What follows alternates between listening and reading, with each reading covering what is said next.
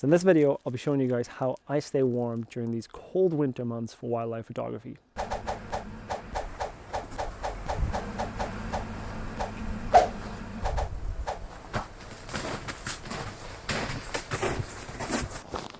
Now, the number one thing for staying warm during the winter months for photography, for me, is keeping my hands warm. Once these freeze up and I go numb in my hands, I can't function anymore. I won't be able to shoot anymore. So, number one thing is take care of your hands. And for that, I use Over-Mitt photography gloves. I actually use 3 pairs of Over-Mitt photography gloves, depending on how cold it gets. Now, the first pair is a Merino liner. So it's Merino wool, which is really warm if you haven't used that. You'll probably see that it goes again a lot. I use a lot of Merino wool for staying warm in winter. They got a touch element to it, so you could actually operate your phone or the touch screen of the back of your camera if you have that. So they go underneath on the bottom.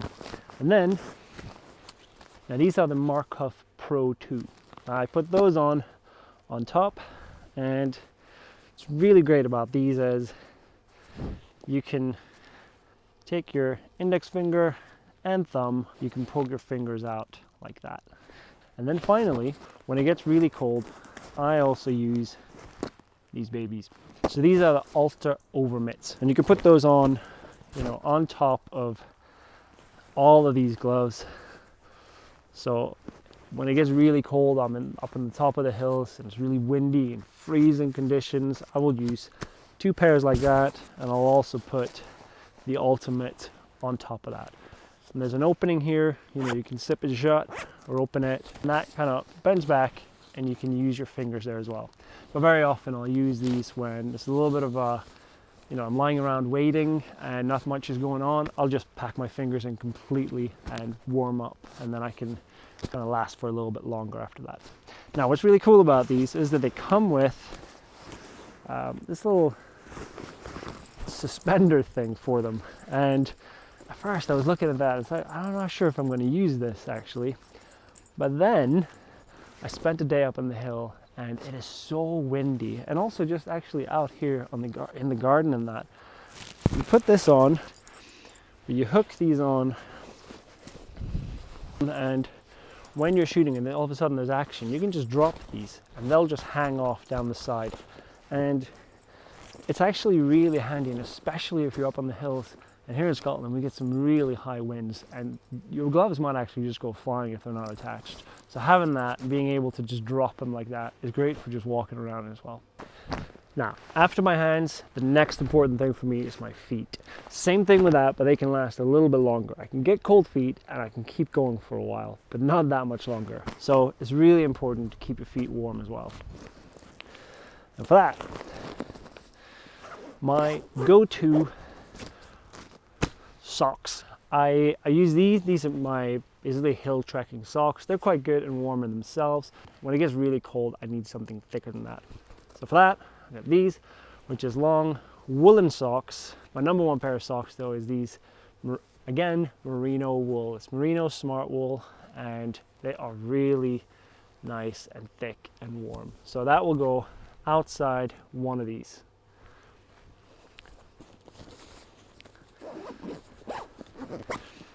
That's my main socks, and for my feet, I will use these ones here, which is Mammoth hiking boots. This is my second pair of Mammoth hiking boots, and they are really good. They keep me warm when it's not, like today, I wouldn't wear these if I'm just standing still, but for hiking in, they're good, they're warm, they're waterproof, they're really good. But though, when I'm lying still or I really need that extra bit of warmth, I need my muck boots. My muck boots are absolutely brilliant. They're basically made of, they got a 5mm of neoprene in them, which is basically what wetsuits are made of. So they're waterproof, keep me really warm. So a pair of these, 2 of these socks, that usually does me plenty. Now this is the original muck boot company, Muck Master. Anyways, I'll put a link to where you can get these. Highly recommend them. They're so good, and I've used these for years. When I used to work as an ecologist in Scotland as well, and I would sit in the hill doing bird surveys, I would never go without these. I did get one thing for Christmas, which I do kind of like, and I've been experimenting with them a little bit, and they actually they work quite well, and especially if you're lying still for long periods of time, and that is heated soles. So these are warmer wear. I only got these for Christmas, really good present. I put these in my muck boots, and you can actually walk with them as well. If I have a lot of socks on, if I have 2 pair of socks on and these, it's not maybe the most comfortable, and I know you can get heated socks as well, which look quite interesting. I'll put a link to where you can get them. I've tried them a few times and they really helped, but I would only use 1 pair of socks in them with this, because it just gets a little bit tight. So it depends how much room you have in your shoes. And what's really cool about them is you can put them in, and you have this little remote control with buttons 1, 2, and 3, depending on how hot you want it. So I think they should last for, I'll put a link to it here. You can see how long they last for. They've done me pretty good. I've used them a couple of times, and I will experiment more with them. I was going to try and use these with the dry suit when I go in with a floating hide. But what's great about these is, you don't put them on until you need it, and you can adjust the temperatures without actually having to reach in. Really invaluable when you start to feel really cold on your feet. So then moving on to inner layers, thermals. I always use thermals, and a lot of the time I'll use a thin one like this, Helly Hansen underneath, and you get these kind of under trousers. Tight sitting thermal is really important and helps you create layers. It's all about layers when you're keeping warm, because then you can adjust. You can take something off, you can take something back on. But my number one type of thermals though is these ones here. So a company called Devold, and these are, I think, the thickest trouser ones I can get, and I also have one for the top. And these combination, using these and just a pair of trousers and stuff, is usually plenty during winter. However, when it gets really cold or I need to lie down, I got something even warmer for that. Okay, so I use these here. And these are by a company called Montane or Montane.